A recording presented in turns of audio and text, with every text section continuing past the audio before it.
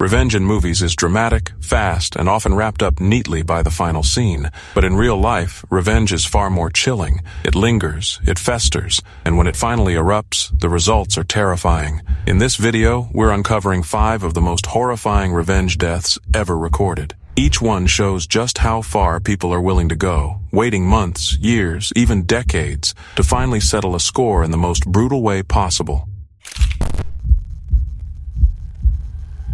It was Dublin, 2005, when a story unfolded that would leave Ireland in shock for years to come. A story not of strangers or gangland feuds, but of a family tearing itself apart in a blood-soaked act of revenge. At the center of it all were 2 sisters, Linda and Charlotte Mulhall, ordinary names that would soon be etched into headlines forever, under a chilling new identity, the Scissor Sisters. The target of their rage was Farah Swaleh Noor, their mother's boyfriend. Noor wasn't just a man with a troubled past. He carried with him a history of violence, manipulation, and cruelty. Women accused him of abuse, even rape.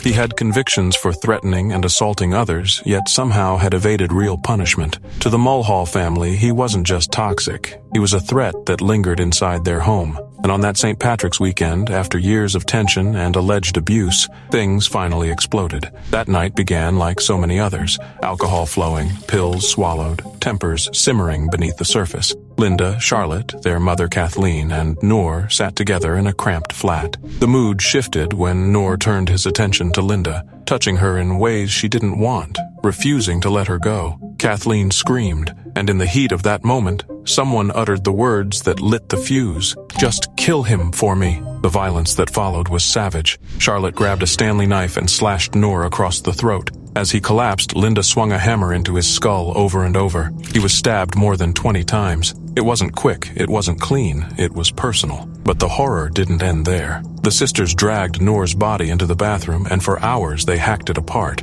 cutting off his head, his limbs, even mutilating his genitals. They stuffed pieces into black bags and sports sacks, making trip after trip to dump the remains into Dublin's Royal Canal. Days later, a leg still wearing a sock bobbed to the surface near Croke Park, sparking one of the most infamous manhunts in Irish history. As the investigation unfolded, the details spilled into the public eye like a nightmare. Noor's head and penis were never found. Rumors spread that Linda had carried the severed head on a bus in her son's school bag, smashing it with a hammer before burying it in a field. The crime was so grotesque, so drenched in blood and vengeance, that when the media named them the Scissor Sisters, the label stuck instantly. The fallout ripped the Mulhall family apart. Their father hanged himself in Phoenix Park not long after the murder. Their mother fled to England, only to return years later and face prison for helping cover up the crime. Linda spiraled into heroin and self-destruction, slashing her wrists and being sectioned. Charlotte, meanwhile, became notorious behind bars when photos surfaced of her holding a knife to another prisoner's throat,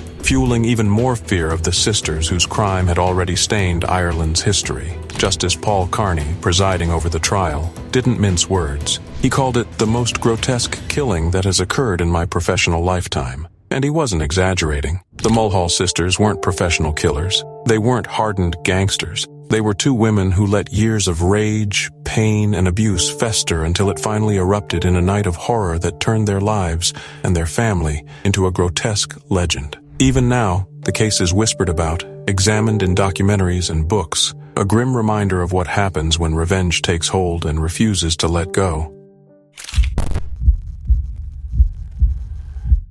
One of the biggest celebrity crimes is the murder of rap legend Biggie Smalls, a.k.a. Notorious B.I.G., still unsolved 24 years later. The story of Christopher Wallace, better known to the world as the Notorious Big, is not just a tale of music, fame, and sudden tragedy. It's a story drenched in suspicion, betrayal, and the blood-soaked shadow of revenge. By 1997, the East Coast-West Coast feud wasn't just lyrics or bravado, it was a war. Tupac Shakur had been gunned down in Las Vegas 6 months earlier, and now, eyes turned toward Biggie. Some whispered that he knew more than he let on. Others claimed his very existence, his success, was an insult to enemies who demanded balance in blood. And then, one March night in Los Angeles, that balance was brutally struck. Biggie had flown to LA to promote his second album, Life After Death. He was just 24, riding high but uneasy. In a radio interview only days before, he admitted he had hired extra security. Paranoia or foresight? He knew what everyone else knew. Tupac's death still hung in the air like a curse. Still, he chose to stay. On March 8th, he rolled into a packed after-party at the Peterson Automotive Museum. More than 1,000 people were there. Rappers, producers, gang affiliates, celebrities. But among the laughter, flashing cameras, and the haze of smoke, there were watchers, there were whispers, and there was revenge waiting. Just after midnight, the fire department shut the party down. Biggie climbed into the front passenger seat of a green Chevy Suburban. Sean Puff Daddy Combs was close behind in another SUV, their security trailing. As they pulled up to a red light on Wilshire Boulevard, Biggie's window rolled down slightly, maybe for a breath of air. That's when a dark Chevy Impala glided alongside. The driver, dressed sharply in a light blue suit and bow tie, didn't hesitate. He raised a 9mm pistol, aimed and fired. 6 shots tore through the Suburban. 4 hit Biggie. 1 was fatal, ripping through his organs, leaving him slumped and gasping. Minutes later, at Cedars-Sinai, the world lost one of the greatest rappers of all time. But this wasn't just murder. It felt like retaliation. Tupac had been killed in almost the exact same way. A drive-by, a night out, a luxury car riddled with bullets. To many, Biggie's death wasn't random. It was payback. Blood for blood. The symmetry was chilling, almost ritualistic, as if someone wanted to close the circle. For years, whispers swirled. Suge Knight, the infamous head of Death Row Records, was accused of ordering the hit. The alleged triggerman, a gang member named Wardell Poochie Faust, tied to the Bloods, supposedly acting out of loyalty and revenge. Some said Knight wanted Biggie gone because he believed Puffy Combs had ordered Tupac's killing. Others claimed corrupt LAPD officers helped orchestrate it, covering their tracks in a web of silence. Even Biggie's mother, Voletta Wallace, filed lawsuits against the city, convinced that police corruption shielded the real killers. And yet, after decades of investigations, books, and documentaries, the case remains unsolved. No one has ever been convicted. Still, the weight of revenge hangs heavy over it all. Biggie and Tupac, 2 kings of hip-hop, both gunned down in eerily similar ways, within months of each other on opposite coasts. 2 deaths tied together by rivalry, ego, and the cruel symmetry of vengeance. In the end, Christopher Wallace didn't just die in a drive-by shooting. He died as part of a vendetta, a revenge story written in gunfire, forever binding his name to Tupac's in one of the darkest chapters in music history. Suspected of murdering the prominent Dutch journalist Peter R. de Vries. He was shot at close range in Amsterdam last year and died 9 days later. On the evening of July 6th, 2021, the heart of Amsterdam pulsed with its usual rhythm. Tourists drifting through Leidseplein, laughter spilling from cafes, the hum of bicycles weaving through narrow streets. But in an instant, that ordinary night turned into one of the darkest moments in Dutch history. Peter R. de Vries, the Netherlands' most famous crime reporter, had just stepped out of the RTL Boulevard television studio where he'd appeared as a guest. He wasn't just another journalist. He was a man who had spent decades staring into the face of crime, exposing killers, comforting victims' families, and challenging the underworld with fearless words. To millions, he was a household name. To others, powerful, ruthless men, he was a threat that needed to be silenced. As Peter walked toward his car along the Lange Leidsedvorstraat, the attack came swiftly. Shots rang out, echoing through the narrow street. He fell to the ground, bleeding from the head. Onlookers froze. Screams filled the air, and within seconds, panic gripped the city. Strangers rushed forward, desperate to help, as cameras and cell phones captured the chaos. Peter was rushed to VU University Medical Center, clinging to life. For 9 days, the country waited, holding its breath. And then came the news no one wanted to hear. Peter R. de Vries had died. He was 64.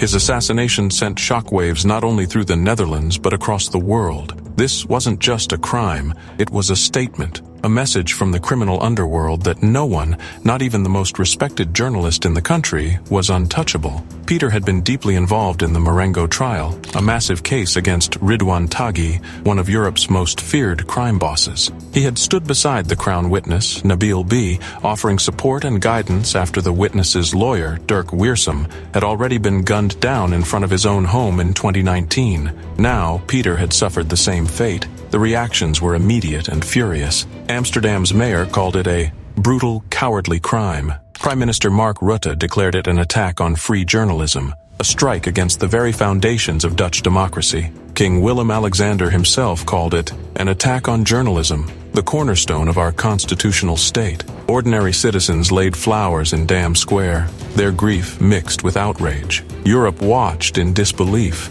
How could this happen in the Netherlands? A country once seen as safe, stable, immune to the blood-soaked violence of organized crime. The investigation moved quickly. Within hours, police arrested 3 suspects. 2 were caught in a car on the A4 motorway. One was identified as 21-year-old aspiring rapper Delano Gierman, the suspected shooter. The other, 35-year-old Polish man, Kamil Egiert, was the getaway driver. Both would later be sentenced to 28 years in prison. A third man, known only as Christian M., was the murder broker, the one who arranged the killing. He received 26 years, but everyone knew the true shadow behind the crime was bigger than these men. The murder bore the fingerprints of Tagi's organization, a brutal empire that thrived on fear and silencing anyone who dared to challenge it. For the people of the Netherlands, the killing wasn't just about Peter. It was about what his death represented. The terrifying reach of organized crime and the failure to protect those who stood up against it. Peter had been threatened before.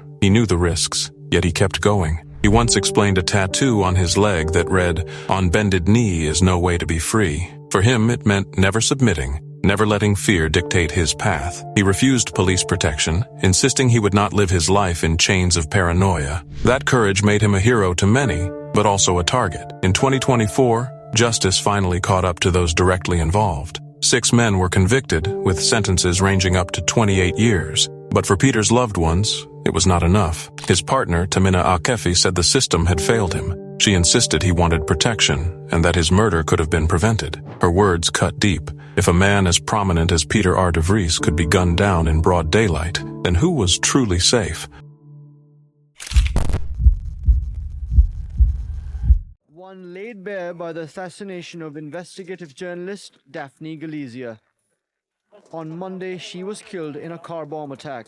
Days after, her latest expose accused Prime Minister Joseph Muscat and his aides of accepting bribes to sell Maltese passports. On October 16, 2017, the quiet countryside of Bidnija, Malta, was ripped apart by a single devastating blast. Investigative journalist Daphne Caruana Galizia had just left her home in her small Peugeot 108 when a car bomb detonated, hurling the vehicle nearly 80 meters into a nearby field. Her son, Matthew, rushed to the scene. His mother's remains scattered across the ground. Her final blog post, published just hours before, ended with chilling words. "There are crooks everywhere you look now. The situation is desperate." Minutes later, she was gone. For years, Daphne had been Malta's most fearless voice, a one-woman storm against corruption, money laundering, nepotism, and dirty politics. Her blog, Running Commentary, drew hundreds of thousands of readers, more than all the country's newspapers combined. She exposed the Panama Papers scandal, alleged shady dealings in Malta's citizenship for cash scheme, and even hinted at secret offshore structures tied to the highest levels of government. To her supporters, she was Malta's truth-teller, the only ethical voice left. To her enemies, she was dangerous, too loud, too relentless, and in their eyes, she had to be silenced. The threats against her had been constant, stretching back decades. The front door of her home torched, her family's pets poisoned or killed. Notes, phone calls, anonymous warnings. She never backed down. Even lawsuits piled high against her, minus 48 at the time of her death, couldn't stop her from digging deeper. Each story she uncovered pushed her closer to the powerful figures she accused of corruption, and closer to the line where exposure turns into danger. When the bomb exploded that October afternoon, the world reacted in shock. But in Malta, many knew this was the ending her enemies had been crafting. The assassination wasn't just an act of violence, it was revenge, retaliation for decades of being exposed by a woman who refused to stay quiet. The investigation that followed revealed layers of conspiracy. 3 men were initially arrested as the hitmen, but soon attention turned to one of Malta's wealthiest businessmen, Jorgen Fenech. His Dubai-based company, 17 Black, was tied to secret payments that Daphne had been tracing. Arrested on his yacht in 2019, Fenech pointed fingers at the highest offices of government. Ministers resigned. Crowds filled the streets of Valletta demanding answers. The country's prime minister, Joseph Muscat, eventually announced his resignation amid the political crisis, his government engulfed by accusations of fostering a culture of impunity. Years later, justice began to unravel in fragments. Vince Muscat, one of the accused, confessed and received 15 years in prison. The DeGiorgio brothers, Alfred and George, admitted to planting and detonating the bomb, earning 40-year sentences. In June 2025, two more men, Jamie Vella and Robert Agius, were convicted of supplying the explosives that ended her life, sentenced to spend the rest of their lives behind bars. Piece by piece, the machinery of revenge that killed her was exposed. But the deeper wounds, how such a crime could be allowed to happen in an EU nation, remain open. It was just past noon on May 15, 2017, when the streets of Culiacan, Sinaloa erupted in violence that would send shockwaves across the world. Javier Valdez Cardenas, one of Mexico's most fearless voices, had just left the offices of Rio Doce, the newspaper he co-founded, when a car pulled up beside him.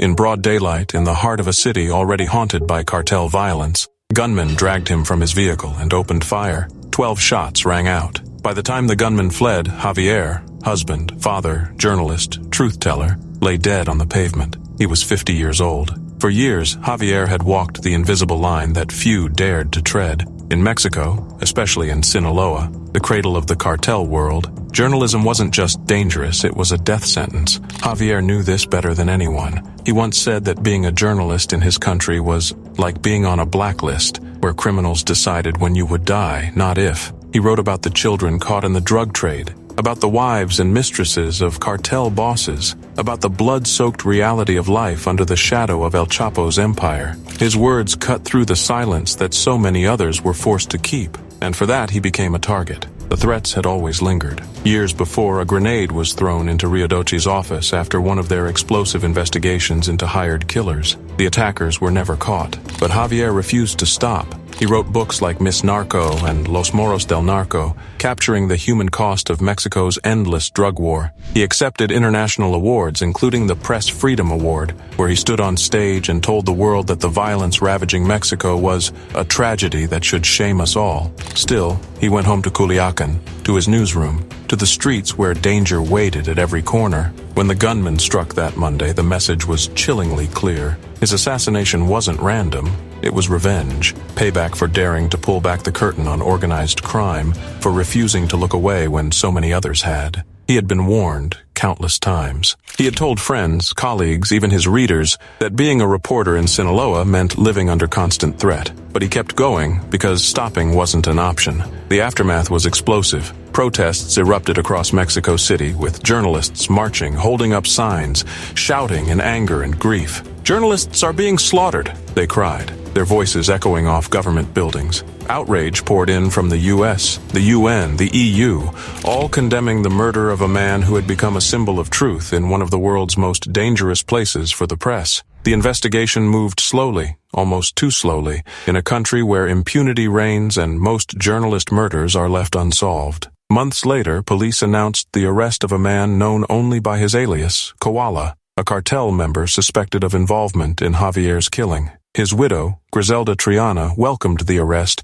but spoke words that pierced the nation's heart. "We need to know why. Who gave the order? Who decided Javier had to die?" In the years that followed, the pieces began to surface. Testimonies, whispers, links to the cartel war ripping through Sinaloa after El Chapo's arrest. The killing of Javier Valdez wasn't just a crime. It was a message to anyone bold enough to do what he did, to tell the truth.